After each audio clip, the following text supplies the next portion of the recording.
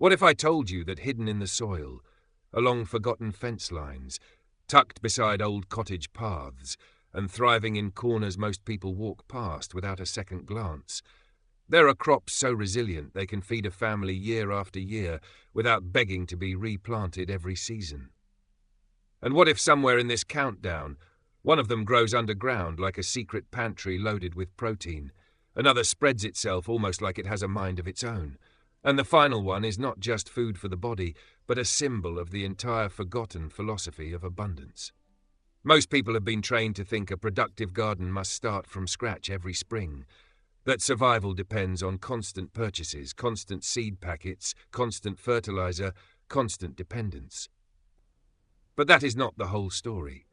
There is another world of crops, older, tougher, wiser, plants that return with the seasons like loyal allies and quietly build a food system that gets stronger instead of weaker over time.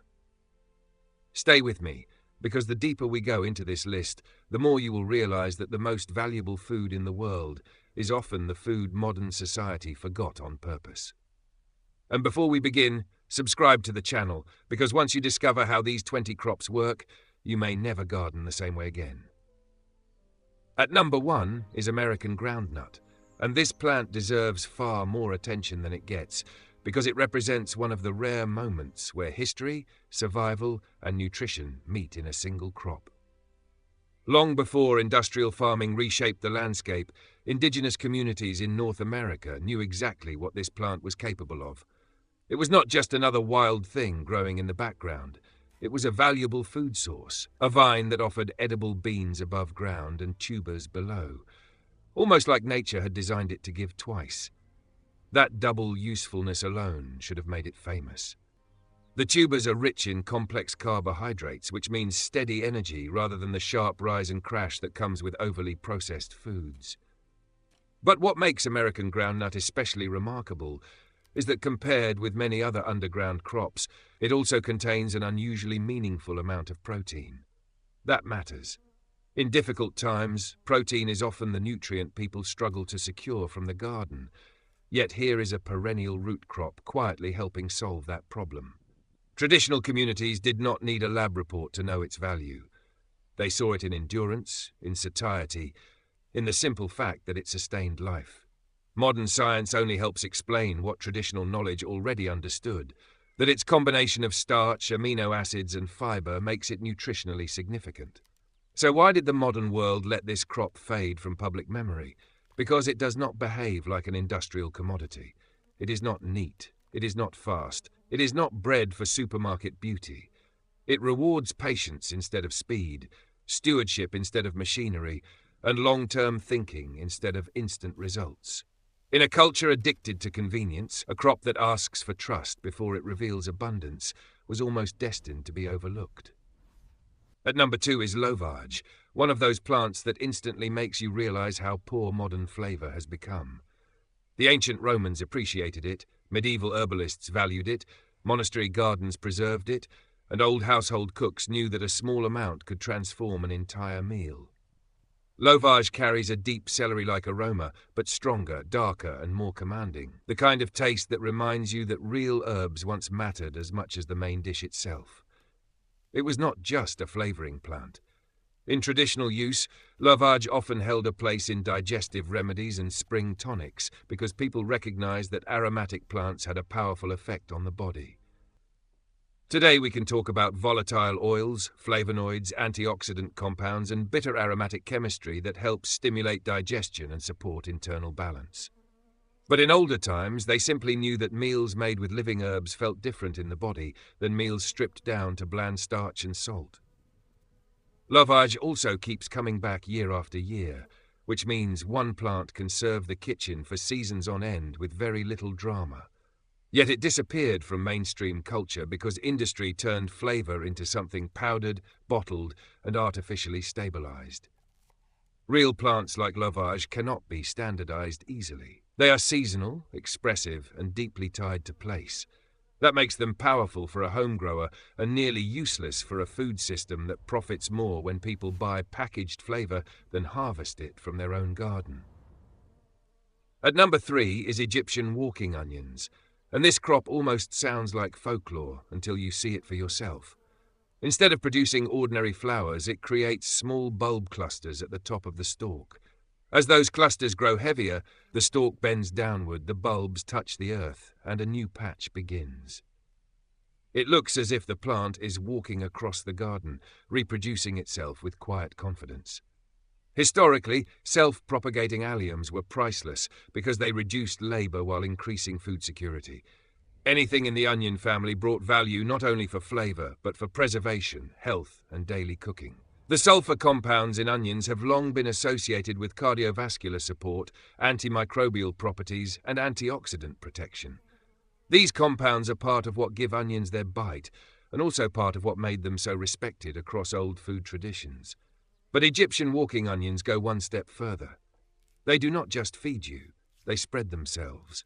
They create continuity. They reduce dependency on annual planting schedules. Modern agriculture rarely celebrates plants like this because they are too independent. They do not need to be constantly repurchased. They do not conform to neat rows or predictable harvesting windows. They behave more like a living inheritance than a product, and that alone makes them revolutionary in a culture built around repeat consumption. At number 4 is Siberian pea shrub, and this is where the list begins to reveal how deeply modern agriculture narrowed our imagination. Most people think food comes from beds, rows, and annual crops, but here is a hardy shrub producing edible seeds while also improving the land around it. In cold and difficult climates, this kind of resilience was everything. Cultures surviving harsh winters learned quickly that the best plants were not the delicate ones that demanded endless care, but the tough ones that offered nourishment while tolerating stress.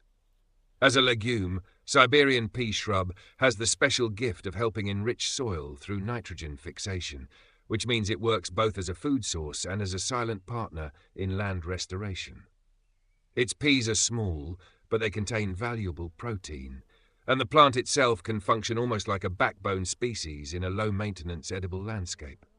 This is the kind of crop that does not merely feed you once. It helps build a system that keeps feeding you. The reason it is not more famous is painfully simple. It is not glamorous. It does not fit supermarket culture. It is too useful in ways that do not translate well into commercial profit. A plant that feeds pollinators, improves soil, survives the cold, and produces food over time is a dream for a self-reliant gardener, and almost an inconvenience for industries that benefit from annual dependency. At number 5 is sorrel, one of the earliest and most refreshing perennial greens a person can grow. For centuries across Europe and beyond, sorrel was treasured as a spring food because after months of heavy winter meals and stored grains, people desperately needed something vivid, sharp, and alive. Sorrel brought that spark. Its bright sourness wakes up the palate instantly, and that tartness comes largely from natural acids, including oxalic acid, while the leaves also deliver vitamin C, carotenoids, and antioxidant compounds. In traditional food culture, this mattered deeply. Spring greens were not just pleasant additions, they were signals of renewal, the body's bridge out of winter. Sorrel arrived early and generously, often before many annual crops had even begun. That makes it incredibly valuable in a practical garden. A plant that shows up before most others are ready can be the difference between waiting for the season and already eating from it. So why did sorrel become obscure? Because modern taste was trained toward bland consistency. The industrial food system prefers greens that are mild enough to offend no one, durable enough to ship long distances, and generic enough to fit a plastic box. Sorrel has too much character for that. It tastes alive, and that is exactly why it deserves a place in any garden built for nourishment rather than appearance. At number 6 is rhubarb, and very few crops demonstrate the gap between old wisdom and modern misunderstanding as clearly as this one. Many people reduce rhubarb to dessert, thinking only of pie or jam, but its roots were used medicinally in ancient Asian traditions long before its stalks became kitchen staples in colder climates. Later, as it spread through Europe and North America, rhubarb became beloved for one very practical reason. It emerged early and produced heavily when fresh fruit was still scarce. That made it precious. A garden that could give strong, tart stalks at the start of the season held real value for a household coming out of winter. Rhubarb also has impressive longevity. Once established, a healthy patch can continue producing for many years, sometimes for decades, becoming part of the landscape rather than a temporary crop. Nutritionally, the stalks offer fiber, vitamin K, and in red varieties, anthocyanins, the pigments linked to antioxidant benefits. The leaves are not edible, which is important to respect, but the stalks themselves are one of spring's great gifts. Modern society underestimated rhubarb because it became obsessed with having every fruit and every flavour available at all times. Instead of teaching people to celebrate a dramatic seasonal crop, the system replaced seasonality with artificial abundance. Rhubarb still stands there each year as a reminder that the earliest harvests are often the most meaningful. At number 7 is Jerusalem artichoke, one of the most productive underground crops on this entire list, and perhaps one of the strongest arguments for perennial food security. Native to North America and beloved in different times by both indigenous communities and later growers, this plant sends up tall, sunflower-like stalks and builds stores of edible tubers beneath the soil with astonishing generosity. What makes it especially interesting in the modern world is its high content of inulin, a prebiotic fiber that feeds beneficial gut bacteria rather than simply behaving like ordinary starch. That means Jerusalem artichoke does not just provide calories. It interacts with the deeper ecology of the body, supporting digestion and microbial balance. In a time when digestive disorders, metabolic issues, and gut dysfunction have become painfully common, that matters more than ever. Yet this crop still remains on the fringe because it is not visually tidy or commercially convenient. The tubers are irregular. The plants can spread aggressively. They do not present themselves like polished produce under grocery store lights. But for anyone thinking beyond appearance, Jerusalem artichoke is an incredible asset. It thrives, multiplies, and stores food underground like a living pantry. In uncertain times, a crop that hides nourishment in the soil and returns with strength every year is not a curiosity. It is insurance. At number 8 is Turkish rocket, a perennial brassica that most people have never tasted. Which is a shame, because it represents exactly the kind of bold, forgotten food modern diets desperately need. Traditional Mediterranean food cultures understood bitter greens and peppery plants in a way modern processed diets do not. They knew that sharp, pungent, and slightly bitter foods awakened digestion, balanced heavy meals, and brought complexity to the table. Turkish rocket offers edible leaves, young flower shoots, and even roots depending on how it is grown and used. Like other brassicas, it is likely rich in glucosinolates, those sulfur-containing compounds now studied for their role in detoxification pathways and cellular defense. But older food traditions did not need the modern language to appreciate it. They simply knew that such plants brought strength, sharpness, and renewal. The reason Turkish rocket faded from view is almost predictable by now. It has too much personality. It is too assertive for bland mass culture and too rugged for the polished image of commercial vegetables. Yet once established, it becomes one of those crops that quietly keeps offering food without demanding the gardener constantly start over. At number 9 is asparagus, and while this is the most recognized crop on the list, many people still fail to appreciate what it truly represents. Ancient Egyptians knew it. Greeks prized it. Romans cultivated it. Across centuries, asparagus was seen as elegant, restorative, and worth the wait. That last part is critical. Asparagus does not reward impatience. In its early years, it asks you to build the future before harvesting the present. But once established, it can continue producing tender spears for many seasons, often for decades, turning a single planting into a long-term relationship. Nutritionally, asparagus brings folate, vitamin K, fiber, and antioxidant support, including compounds connected to cellular protection. It also arrives at a valuable moment in the growing season, one of the first substantial harvests of spring, offering fresh food when the garden is still waking up. Why then do so many people hesitate to plant it? Because modern culture has become almost allergic to delayed reward.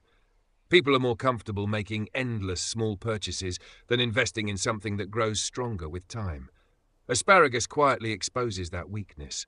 It teaches patience, stewardship, and trust in the future, which may be why it feels almost radical in a disposable age. At number 10 is perennial kale, and this plant completely disrupts the idea that leafy greens must always be short-lived and needy. Traditional growers did not separate nutrition from practicality the way modern food culture often does. If a plant could keep producing nutrient-dense leaves over and over again, it earned its place. Perennial kale does exactly that.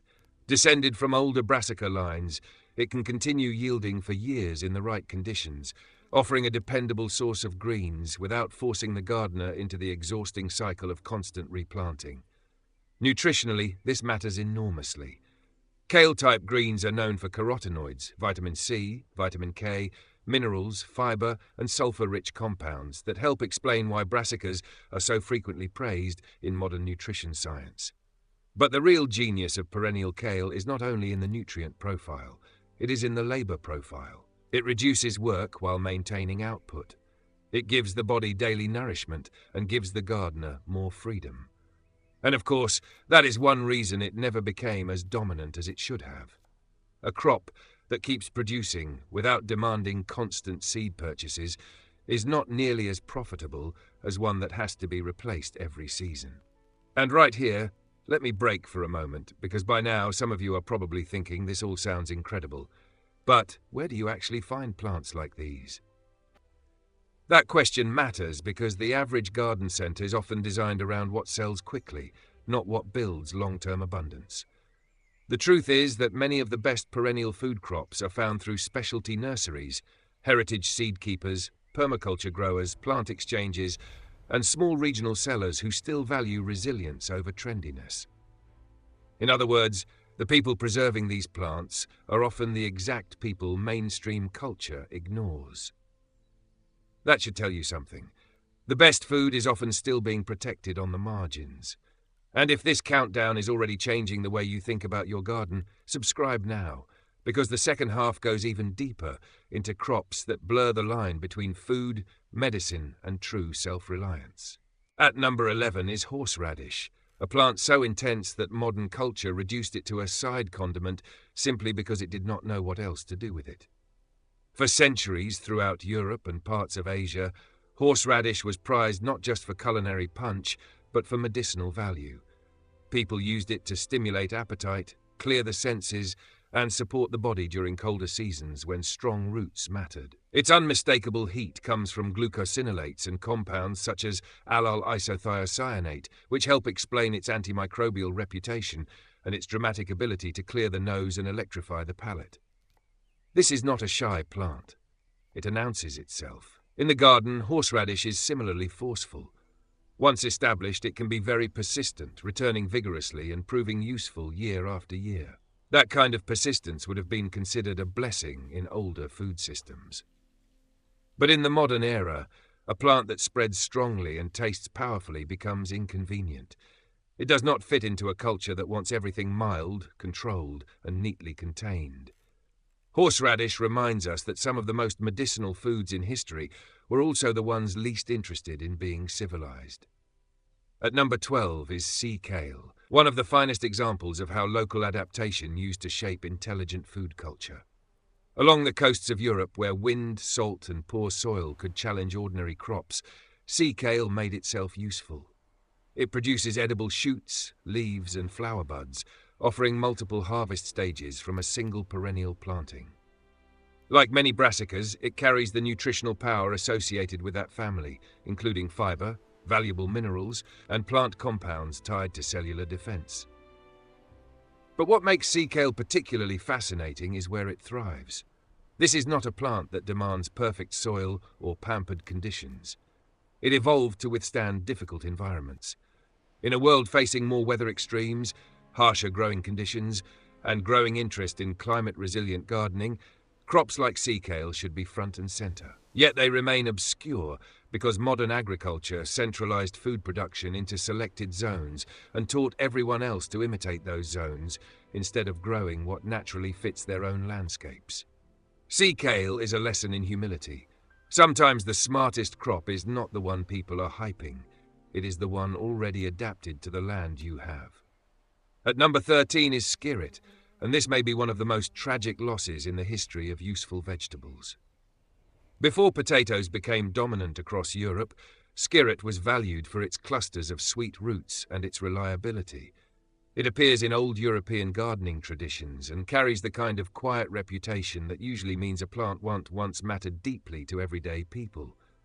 Skirret produces multiple slender roots from a single crown, giving a harvest that feels generous in a very old-fashioned way. The roots contain carbohydrates, fiber, and a sweetness that made them prized long before sugar-heavy processed foods rewired the modern palate. From a practical standpoint, skirret also offers something important. It is perennial, which means the gardener is not resetting the entire system every year. So why did it disappear? Because it lost the industrial beauty contest.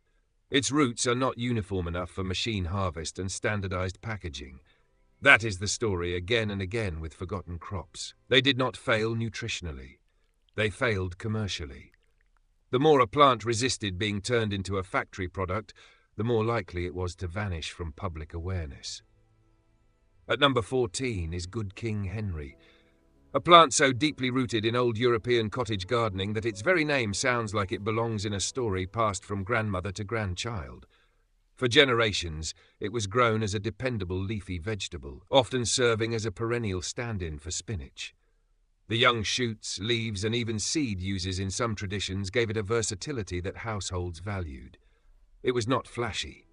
It was useful, which in traditional food culture mattered much more. Nutritionally, plants like Good King Henry contribute minerals, chlorophyll-rich leaves, and the quiet kind of daily nourishment that supports life without needing a marketing campaign. Its decline came with the rise of annual monocrops, seed standardization, and the gradual disappearance of household knowledge. Once people stopped passing down the wisdom of multi-use perennial garden plants, crops like this lost their place. But the plant itself never became worthless. Society simply became forgetful. Good King Henry remains one of those crops that can restore an older kind of reliability to a modern garden, especially for those willing to value usefulness over novelty. At number 15 is daylily, and this one reveals just how deeply modern culture separated beauty from survival. In many Asian culinary traditions, daylily buds were not decoration, they were food. The flowers and shoots also played roles depending on the variety and preparation. This would not have seemed strange to older cultures because they never accepted the idea that a plant had to be either ornamental or edible. A useful garden could and often did include both beauty and nourishment at once. Daylily is a powerful reminder of that forgotten union. It returns each year, multiplies, brightens the landscape, and can also contribute to the kitchen. This matters psychologically as much as practically. A garden that feeds you while still looking vibrant changes the way you think about abundance. It moves food production away from the image of grim efficiency and back toward richness, pleasure, and integration. Modern society overlooked daylily as food, partly because landscaping and agriculture split into separate worlds. Once that happened, useful plants were recategorized as merely decorative. Daylily quietly waits for people to rediscover that those categories were never as absolute as they seemed. At number 16 is chives, and because they are common, they are often deeply undervalued. That is one of the great mistakes of modern gardening. Familiarity can make a plant invisible, even when it is extremely useful. Chives have been grown and appreciated for centuries across Europe and Asia for their flavor, their medicinal qualities, and their reliability. They emerge early, return faithfully, multiply over time, and support pollinators with their blossoms. Nutritionally and medicinally, they belong to the allium family, meaning they share sulfur-rich chemistry associated with heart support, antioxidant action, and microbial defense. In the kitchen, chives provide something essential that people often underestimate: freshness. A little handful can wake up eggs, soups, potatoes, sauces, and countless simple meals. In survival terms, that matters more than it sounds. A resilient food system is not built on calories alone. It is built on morale, appetite, and flavor, the things that make repeated simple meals feel satisfying rather than depressing. Chives help hold that line. The tragedy is that modern culture shrank them into garnish status, as if they exist only for decoration. In truth, they are one of the easiest perennial gateways into a more self-renewing kitchen. At number 17 is walking garlic, another self-propagating member of the allium family, and another example of how deeply useful plants tend to vanish when people become too dependent on annual purchasing cycles. Garlic has been revered for thousands of years, appearing in the diets and medicinal traditions of ancient Egypt, Greece, Rome, and many other civilizations. It was prized for strength, endurance, preservation, and healing. Much of its reputation is now explained through sulfur compounds such as allicin-related chemistry released when the cloves are crushed or cut. These compounds are associated with antimicrobial properties and cardiovascular support, helping explain why garlic has remained respected across so many cultures. Walking garlic adds one more extraordinary trait. It reproduces through top sets, helping establish itself over time instead of relying entirely on human replanting. That makes it ideal for a low-input garden, and especially powerful for those who value self-propagating crops. Modern food systems rarely highlight something like this because every step toward self-renewal is one less step toward dependency. But for a household seeking resilient flavor, medicinal support, and long-term productivity, walking garlic is a powerful ally. At number 18 is perennial spinach, a name often used for hardy leafy crops that can fill the role of spinach without the fragility of true annual spinach. This is the kind of plant category that should be receiving endless attention in a world increasingly worried about food costs and effort, yet it remains underappreciated. Traditional gardeners valued greens that could be cut repeatedly over long periods because they understood a truth modern culture forgets. Daily nourishment matters more than novelty. A reliable green that keeps producing can do more for household resilience than a flashy crop harvested once. These spinach-like perennials or near-perennials deliver tender leaves rich in minerals, carotenoids and fiber, often over a much longer season than people expect. More importantly, they remove friction from the act of eating well. When nutritious leaves are already there, already growing, already available, the barrier to making healthy meals drops dramatically. That is a serious form of abundance, but because they reduce the need for repeated planting, and because they do not fit the glamorous branding of modern superfood culture, they stay in the shadows. Perennial spinach is one of those quiet crops that can fundamentally change how effortless good nutrition feels in everyday life. At number 19 is ostrich fern, and this entry opens the door to a whole different way of thinking about food. Most people imagine edible gardening in open sun, in tidy beds, under total human control. Ostrich fern breaks that image apart. It thrives in shaded woodland conditions and offers edible fiddleheads in spring, turning the understory itself into a productive food zone. For people in forested or partially shaded landscapes, that is a huge revelation. Not every useful plant wants full exposure. Some of the most valuable crops fit into niches that annual garden culture ignores. Historically, harvesting fiddleheads connected people to seasonal rhythms in a very direct way. These tender young shoots announced spring's arrival and provided one of the earliest fresh harvests of the year.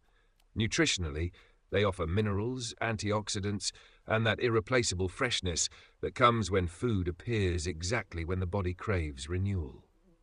The reason ostrich fern remains obscure is because modern agriculture flattened the imagination. It taught people to value uniform fields over layered ecosystems. But a truly abundant landscape does not think in one dimension. It uses the canopy, the shrub layer, the herb layer, the shade, the edge, the damp place, the forgotten corner. Ostrich fern belongs to that wiser worldview. And now we come to number 20, Jerusalem sage, the final and most symbolic plant on the list, because it represents something larger than food alone. At first glance, many people know it as a rugged Mediterranean ornamental with soft leaves and striking yellow blooms. But plants in this aromatic family tradition were often respected in old herbal systems for teas, remedies, household uses, and ecological support. Jerusalem sage thrives in hot, dry, often difficult conditions where weaker plants struggle. That alone makes it deeply relevant now. In an age of rising heat, water stress, and unstable growing conditions, resilience is not a luxury. It is the future. Jerusalem sage may not be a staple calorie crop in the same way as roots or tubers, But placing it at the end of this list matters, because feeding you forever is not only about sheer bulk.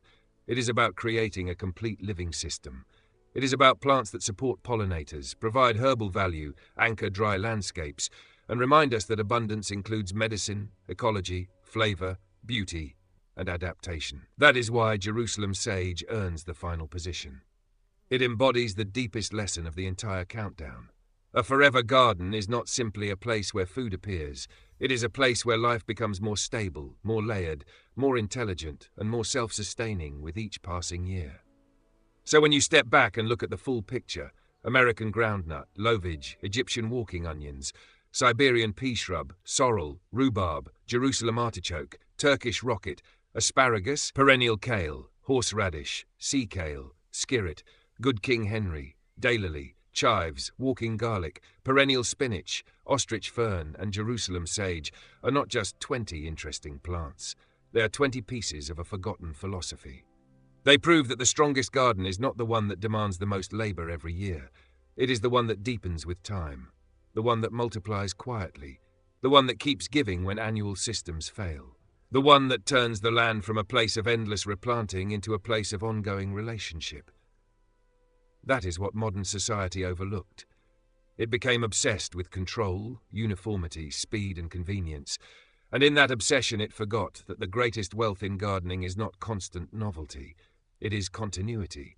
It is the kind of food system that begins to take care of itself, at least in part, once you establish it wisely. These crops matter because they reduce effort, increase resilience, restore forgotten nutrition, and reconnect people to older forms of wisdom that were never actually primitive at all.